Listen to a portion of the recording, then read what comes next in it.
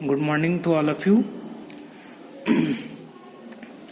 तो जैसा कि पिछले क्लास में हम लोगों ने मैग्नेटिक फ्लक्स यानी कि इलेक्ट्रोमैग्नेटिक इंडक्शन का जो चैप्टर मैंने स्टार्ट किया था उसमें आप लोगों से मैंने डिस्कस किया था मैग्नेटिक फ्लक्स। उसके बारे में आप लोगों से मैंने बताया था कि मैग्नेटिक फ्लक्स होता क्या है। ठीक है, तो इसकी डेफिनेशन को फटाफट हम लोग रिकॉल कर लेते हैं कि किसी सरफेस को अगर हम मैग्नेटिक फील्ड में रखते हैं, ये मान लीजिए कोई आपका सरफेस ये प्लेन है, इसको मैग्नेटिक फील्ड में रखा कि यहाँ पर मैग्नेटिक फील्ड प्रोड्यूस है, यहाँ पर मैंने इसको लाकर रखा, तो इससे जो गुजरने वाले जो मैग्नेटिक फील्ड होगी या नंबर ऑफ मैग्नेटिक लाइंस होंगी वही उसका मैग्नेटिक फ्लक्स होंगी।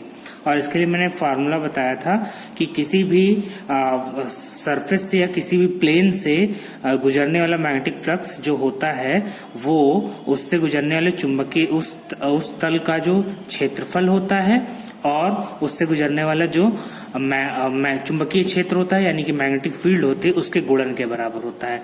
इसका मात्रक भी मैंने बताया था वेबर होता है, और उसके अलावा दूसरा मैंने मात्रक बताया था। पहला मात्रक मैंने आप लोग को बताया था वेबर, और जो दूसरा मात्रक मैंने बताया था वो था आपका न्यूटन मीटर पर एम्पियर। दूसरा आपका मात्रक जो था वो न्यूटन मीटर और पर एम्पियर था। ठीक है, फिर आगे देखते हैं। इसमें आगे अगली डेफिनेशन मैंने आप लोग से कहा था पढ़ाने को विद्युत चुंबकीय प्रेरण। विद्युत चुंबकीय यानी कि इलेक्ट्रोमैग्नेटिक इंडक्शन, जो जैसा कि इस चैप्टर का नेम है वो इलेक्ट्रोमैग्नेटिक इंडक्शन। तो यहाँ पर इसकी डेफिनेशन को आज हम लोग पूरा डिटेल में समझेंगे कि इलेक्ट्रोमैग्नेटिक इंडक्शन होता क्या है। ठीक है, मैग्नेटिक इंडक्शन। ठीक है, इस डेफिनेशन को आज हम लोग समझेंगे। ठीक है, तो मैंने कि जैसे कि लास्ट क्लास में आप लोग को इसकी एक जनरल डेफिनेशन बताई थी इलेक्ट्रोमैग्नेटिक इंडक्शन की। वो क्या थी कि चुंबकीय फ्लक्स के परिवर्तन के कारण विद्युत वाहक बल के प्रेरित होने की घटना। तो जब कोई किसी क्षेत्र, किसी प्लेन को किसी चुंबकीय क्षेत्र में रखा जाएगा और उसके चुंबकीय फ्लक्स में परिवर्तन होगा, तो वहां पर आपका एक बल क्रिएट होता है, एक बल उत्पन्न होता है जिसको हम कहते हैं ईएमएफ यानी कि इलेक्ट्रोमोटिव फोर्स यानी कि विद्युत वाहक बल। और यही जो चुंबकीय फ्लक्स किसी तल को चुंबकीय क्षेत्र में रखे जाने पर जब उसमें चुंबकीय फ्लक्स में परिवर्तन होता है तो उससे जो प्रेरित विद्युत वाहक बल उत्पन्न होने की घटना होती है उसी को हम कहते हैं विद्युत चुंबकीय प्रेरण। ठीक है, ये आपकी परिभाषा होगी विद्युत चुंबकीय प्रेरण की। ठीक है, फिर इसके संबंध में इसकी शुरुआत कैसे, कहां से क्या हुई थी वो ये समझिएगा कि सबसे पहले जो आपके ये ऑस्टेड हुए थे उन्होंने बताया था इसके बारे में।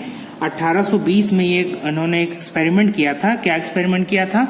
इन्होंने कहा था कि जहां पर आप इलेक्ट्रिक फील्ड प्रेजेंट होती है, जहां पर इलेक्ट्रिक फील्ड आपकी प्रेजेंट होती है, ठीक है, इलेक्ट्रिक फील्ड प्रेजेंस होती है, वहां पर अगर हम किसी मैग्नेटिक निडल को ले जाते हैं, मैग्नेटिक चुंबकीय सुई को ले जाते हैं, तो वो विद्युत क्षेत्र के अनुसार क्या दिखाती है? विक्षेप दिखाती है। तो इससे इन्होंने ये बताया था कि अगर कहीं पर विद्युत क्षेत्र उपस्थित है तो वहां पर चुंबकीय क्षेत्र उपस्थित होगा। लेकिन उसके बाद क्या हुआ कि इनके विचार जो ये दिया गया, इसके बाद इसको 1831 में 1831 में आपके एक साइंटिस्ट हुए फैराडे, जो कि कहाँ के थे?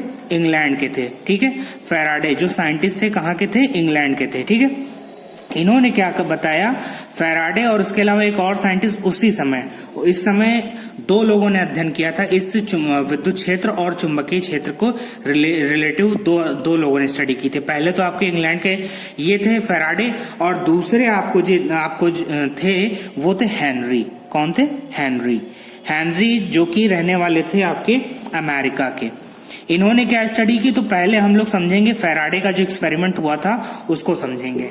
फैराडे ने क्या किया था कि उन्होंने एक कुंडली ली। कुंडली कैसे? एक तार को फेरों के रूप में इसको कुंडली शब्द को समझिएगा ध्यान से।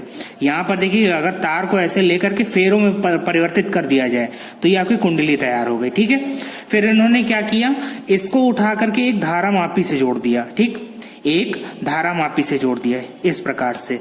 और फिर इसके बाद अगला काम उन्होंने क्या किया कि चुंबकीय जो होता है चुंबक में आपको पता है दो ध्रुव होते हैं, एक आपका नॉर्थ पोल होता है, एक साउथ पोल होता है, ठीक है, ये दो होते हैं। तो इसमें इन्होंने क्या किया, बारी बारी से इन्होंने क्या किया, पहले नॉर्थ पोल को, मैग्नेट का जो नॉर्थ पोल होता है इसको इसके करीब ले गए, ठीक है, मैग्नेट का जो नॉर्थ पोल होता है उसको इस कुंडली के करीब ले गए। तो उन्होंने क्या देखा कि जब यहाँ पर कुंडली को एक करीब जब इस चुंबक के ध्रुव को ले जाया गया तो धारामापी में, ये जो धारामापी लगा था इसमें एक विक्षेप प्राप्त हुआ, ठीक है, इस धारामापी में एक विक्षेप प्राप्त हुआ। और इससे क्या पता लगा, इससे पता चला कि चुंबक की गति से कुंडली में विद्युत धारा प्रवाहित हो रही है।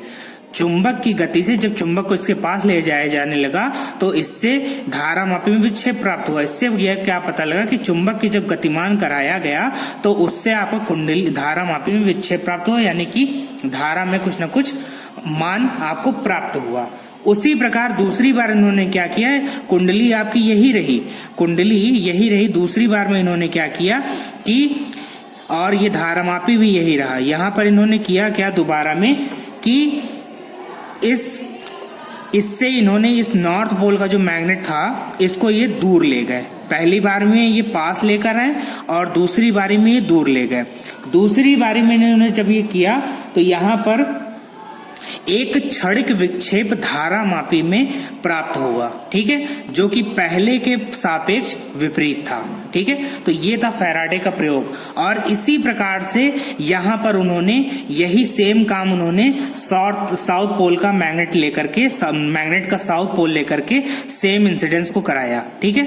एक बार साउथ पोल को करीब ले गए, फिर दोबारा साउथ पोल को फिर दूर किया उससे, ठीक है। फिर इसमें क्या हुआ कि जब इसको इन्होंने किया तो जब साउथ पोल को वो करीब ला रहे थे, और इसमें देखिए जब नॉर्थ पोल को इन्होंने इसके करीब लाया तो धारा की दिशा कुछ इस प्रकार से थी, ठीक है, इस प्रकार से, ठीक। तो यहाँ पर एक ये ऐसा सिंबल आपको अक्सर बना हुआ मिलता होगा, ऐसे इस तरह से, ठीक है।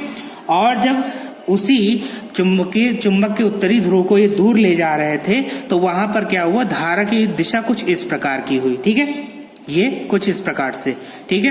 अब जब साउथ पोल को ये जब ले गए पास में, तो साउथ पोल को ले जाने पर क्या हुआ कि यहाँ पर ये इस प्रकार से ये आपकी कुंडली हो गई। कुंडली को उठाकर एक धारामापी से जोड़ा गया, और कुंडली को जब धारामापी से जोड़ा गया और साउथ पोल को इसके करीब में लाया गया, तो साउथ पोल को जब करीब में लाया गया तो धारा में जो धारामापी में विक्षेप हुआ वो कुछ इस प्रकार से हुआ। तो यहाँ पर आपको एक अक्सर ऐसा सिंबल बना मिलता होगा। ऐसा इसलिए क्योंकि यहाँ पर साउथ पोल को इस कुंडली के समीप लाया जा रहा है और उसमें धारामापी में विक्षेप इस प्रकार से प्राप्त हुआ, ठीक है। और फिर दूसरे वाले में क्या किया, आपको पहले से अच्छे से समझ में आ गया होगा कि इसमें इन्होंने क्या किया, इसमें इन्होंने धारामापी को क्रमशः दूर जब ले गए तो इसमें जब इसको चुंबकीय क्षेत्र को साउथ पोल को दूर ले गए तो यहाँ पर क्या हुआ कि यहाँ पर जो इलेक्ट्रिक फील्ड का डायरेक्शन जो कि बहुत ही कम विक्षेप प्राप्त हुआ था वो कुछ इस प्रकार से था, ठीक है। तो ये आपका हो गया फैराडे का प्रयोग, जो कि सबसे पहले फैराडे के द्वारा किया गया था। तो उससे इस प्रयोग से हमें यह पता लगता है कि अगर कहीं पर चुंबकीय क्षेत्र और कुंडली और धारामापी को एक साथ रखा गया है तो वहां पर धारा में विक्षेप प्राप्त होगा, और अगर उस उत्तरी ध्रुव को दूर ले जाया जाता है तो धारामापी में विक्षेप कम प्राप्त होता है। और उसी प्रकार इस आपका किसमें होता है, उसी प्रकार आपका इस साउथ पोल मैग्नेट को जब धारामापी के कुंडली के और धारा कुंडली के करीब ले जाते हैं तब उसमें धारा में विक्षेप प्राप्त होता है, और उसी के विपरीत इस तरह में, ठीक है। तो इससे यहाँ पर क्या डेफिनेशन बनकर आई कि जब चुंबकीय फ्लक्स, अब यहाँ पर आते हैं फैराडे के प्रयोग की व्याख्या, जो कि मैं आप लोग को नेक्स्ट वीडियो में भेज दूंगा, ठीक है। तब तक के लिए थैंक यू क्लास।